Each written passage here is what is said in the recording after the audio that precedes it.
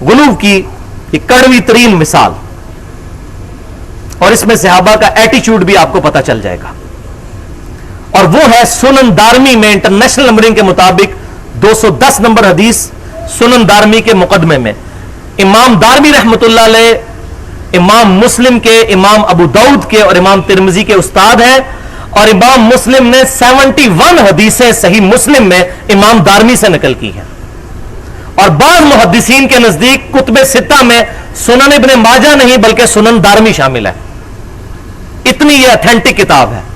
اس کے مقدمے میں یہ حدیث ہے 210 نمبر کہ سیدنا عبداللہ ابن مسعود رضی اللہ تعالیٰ عنہ شروع کے مسلمان اور حضور کے لاڈلے ترین صحابی، بخاری کے الفاظ ہیں کہ یہ سفر و حضر میں نبی صلی اللہ علیہ وسلم کی مبارک جوتیاں اپنے ساتھ رکھا کرتے تھے، ان کا نام پڑ گیا تھا یا صاحب النعلین، اے رسول اللہ کی مبارک جوتیوں والے، عبداللہ بن مسعود رضی اللہ تعالیٰ عنہ، بڑے لاڈلے صحابی۔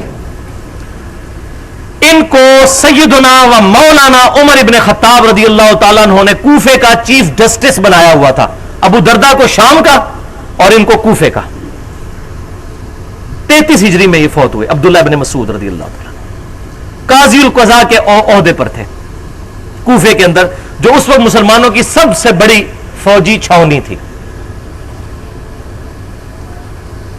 تو ان کے گھر صبح کے وقت عبداللہ سیدنا ابو موسیٰ اشعری رضی اللہ تعالیٰ عنہ آئے، اور انہوں نے عبداللہ ابن مسعود سے کہا کہ آپ ہمارے ساتھ ذرا مسجد میں چلیے، دیکھیے مسجد میں آج ایک ایسا نیا کام ہو رہا ہے جو ہم نے آج سے پہلے ہوتے ہوئے نہیں دیکھا، لیکن بظاہر تو وہ خیر کا کام ہی نظر آتا ہے۔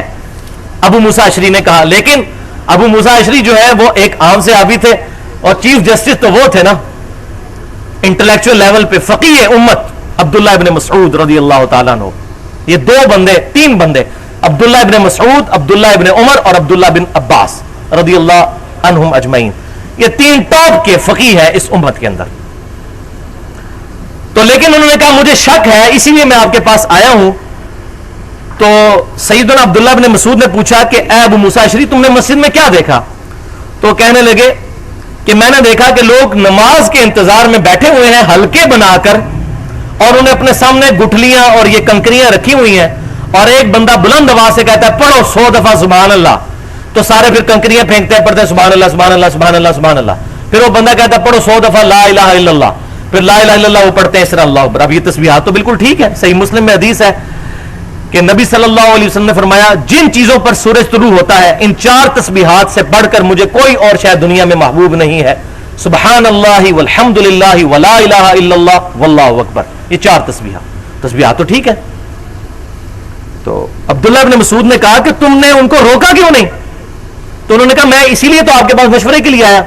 تو عبداللہ ابن مسعود نے فرمایا تجھے تو چاہیے تھا ان کو کہتا ہے اپنے گناہ گنے، ان کی نیکیاں کم نہیں ہوں گی، یہ جو نیکیوں کے چکر میں پڑے ہوئے ہیں اپنے گناہوں کو شمار کریں، یہ جو انہوں نے عمل شروع کیا ہے۔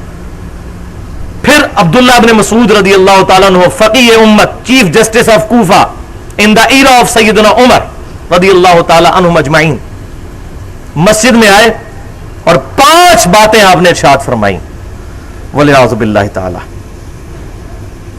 فرمایا اے امت محمدیہ تمہاری بربادی ہو، اتنی جلدی تم رسول اللہ کے بعد ہلاک ہو گئے، اللہ اکبر، پہلی بات یہ۔ دوسری بات جبکہ نبی کے صحابہ دنیا میں موجود ہیں، تیسری بات جبکہ رسول اللہ کے کپڑے بھی ابھی پرانے نہیں ہوئے، زیادہ دیر نہیں گزری، سیدنا عمر کا ہی دور تھا، 3-4 سال ہی ہوئے ہوں گے نبی صلی اللہ علیہ وسلم کو دنیا سے تشریف لیے گئے۔ چوتھی بات نہ رسول اللہ کے برتن ٹوٹ گئے ہیں، ابھی تک تو برتن بھی حضور کے سلامت ہے، اور تم نے امت کے اندر یہ ہلاکت شروع کر دی۔ اور 5ویں بات اللہ کی قسم یا تو تم محمد صلی اللہ علیہ وسلم کی ملت سے زیادہ ہدایت پر ہو یا تم نے گمراہی کا دروازہ کھول دیا ہے، یعنی یا تو تم نبی صلی اللہ علیہ وسلم کی جو تعلیمات ہیں اس سے زیادہ کوئی ہدایت کا راستہ تمہیں مل گیا ہوا ہے، یہ تو انہوں نے ٹانٹ کی نا، تانے کے طور پر بات، لیکن اصل بات ساتھ کی کہ یا پھر تم نے گمراہی کا دروازہ کھول دیا ہے۔ انہوں نے عرض کی کہ اے ابن مسعود ہمارا ارادہ تو خیر کا ہی ہے، یہ جو کہتے ہیں نہیں کلمہ ہی پڑھا نہیں تو وہاں سے گناہ کیتا ہے، یہ اس کا جواب آ رہا ہے۔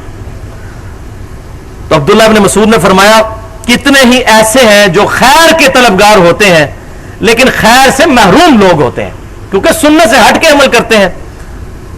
ہم نے رسول اللہ سے یہ بات سنی تھی صلی اللہ علیہ وسلم کہ میرے بعد ایسے لوگ بھی ہوں گے جو قرآن بھی کثرت سے پڑھیں گے لیکن قرآن ان کے حلق سے نیچے بھی نہیں اترے گا.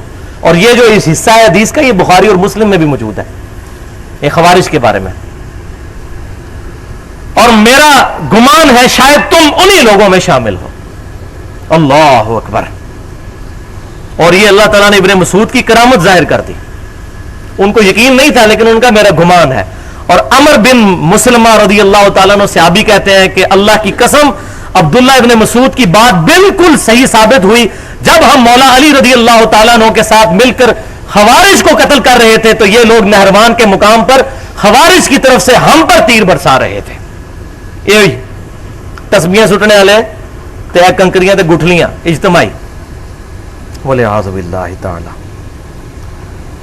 اب خود ہی فیصلہ کر لیجئے بھائیوں کہ یہ ختم خواجگان جو تصوف کے اندر ہوتے ہیں پھر تیجا اور 40واں کے اندر یہ آیت کریمہ اور کہتے ہیں جی بڑے نیکی کا کام. بالکل نیکی کا کام ہے. کون کہتا ہے یہ گناہ کا کام ہے؟ کوئی اس کو گناہ نہیں کہتا. لیکن اس طریقے سے اجتماعی عبادت کو ارینج کرنا یہ پروفٹ کی تعلیمات کے بغیر کیا ہی نہیں جا سکتا. انڈیویجولی کوئی عمل کرے وہ کوئی بدعت نہیں ہے لیکن اجتماعی انڈیویجول آپ صلاۃ و تسبیح جتنی بار مرضی پڑھیں. صحیح حدیث ہے ابو داؤد اور ترمذی میں کہ اللہ تعالیٰ اس کو اس طرح کر دے گا جس طرح آج ہی ماں کے پیٹ سے پیدا ہوا. لیکن اس کی اگر آپ جماعت کی طرف بلائیں گے اجتماعی دعا اجتماعی اگر اس کی کریں گے فرض نماز کے مقابلے پر تو یہ بدعت ہو جائے گی. یہ آپ نے خود طریقہ جاری کر لیا. تو یہ تمام چیزیں ایصال ثواب کے نام پر کی جاتی ہیں اور دراصل بیسیکلی سوگ منایا جاتا ہے. اسی لیے تو 40ویں والے دن بھی پھر ایک دوسرے سے گلے لگ کر جو ہزاروں کے تار وہ پھر بین بھی کر رہے ہوتے ہیں اونچی اونچی آواز کے ساتھ رو رہے ہوتے ہیں. آنسو آنا رحمت ہے رونا رحمت ہے لیکن اونچی آواز کے ساتھ نو اور بین کرنا اور کلمات منہ سے نکالنا یہ حرام ہے بخاری اور مسلم کی احادیث کی روشنی پہ. اس میں نے الگ سے ایک لیکچر ریکارڈ کروا دیا ہے تقریباً 1.5 گھنٹے کا مسئلہ نمبر 74 کے نام سے ایصال ثواب ختم اور فاتحہ وغیرہ کے صحیح احکام و مسائل. اب یہاں پر میں آخر میں 2 چھوٹی چھوٹی حدیثیں بتا کے آپ کو صحابہ کا ویژن کلیئر کر دوں اس حوالے سے جو ایصال ثواب کے نام پر سوگ منایا جاتا ہے. بخاری اور مسلم کی متفق علیہ حدیث ہے. ام المؤمنین سیدہ زینب رضی اللہ تعالیٰ عنہا کا بھائی فوت ہو گیا. 3 دن گزرنے کے بعد سیدہ زینب نے خوشبو لائی اور اپنے جسم پر ملی اور فرمایا میرا خوشبو ملنے کا کوئی ارادہ نہیں تھا لیکن میں تمہیں بتانا چاہتی ہوں کہ رسول اللہ صلی اللہ علیہ وسلم نے یہ بات ارشاد فرمائی تھی کہ جو کوئی اللہ پر اور یوم آخرت پر ایمان لاتا ہے اس کے لیے حلال نہیں ہے کہ 3 دن سے زیادہ کسی کے مرنے پر سوگ کرے سوائے بیوی کے کہ وہ اپنے خامند پر 4 مہینے 10 دن تک سوگ کرے گی. وہ بھی اگر وضع حمل ہو جائے تو اس سے پہلے سوگ ختم ہو جائے گا. وہ ایکسیپشنل کیس ہے. تو جان بوجھ کر لوگوں نے تو کہا ہوگا دیکھو جی نہ ملتی لیکن انہوں نے جان بوجھ کے ایسا کام کیا کہ امت کو پتا چلے. خوشبو ملی 4تھے دن بھائی مرا ہوا. اور یہ تو بھائی کوئی کہے گا جی بھائی سے محبت نہیں ہوگی. بیٹا جوان بیٹا فوت ہوا. صحیح بخاری کی حدیث ہے ام عطیہ رضی اللہ تعالیٰ عنہا کا جوان بیٹا فوت ہوا. 3رے دن انہوں نے زرد رنگ لا کے اپنے جسم پر خوشبودار ملا اور فرمایا یہ میں نے عمل اس لیے کیا ہے تاکہ تمہیں بتاؤں کہ نبی صلی اللہ علیہ وسلم نے سوائے بیوی کے کہ وہ اپنے خاوند کے لیے 4 مہینہ 10 دن کا سوگ کرے گی کوئی اور سوگ 3 دن سے زیادہ کرنے سے منع فرمایا ہے. میرا خیال ہے یہ حدیثیں اگر بیان کی جائے تو آج صحابہ کو لوگ کہیں گے فنیٹک جس طرح ہم کہتے ہیں بدعت کوئی جگہ جگہ بدعت کا فتویٰ لگاتے ہیں. تو یہ دیکھو ام المومنین کو اور صحابہ کو کس طریقے سے وہ جان بوجھ کے ایسے کام کرتے تھے. جان بوجھ کے او جی فلاں کی ہم میت پہ گئے تو اس نے ہاتھ ہی نہیں اٹھائے اس کا پیو مر گیا سی وہ پائی وہ پیو نوں زیادہ انہوں محبت اس شخصیت نال ہے.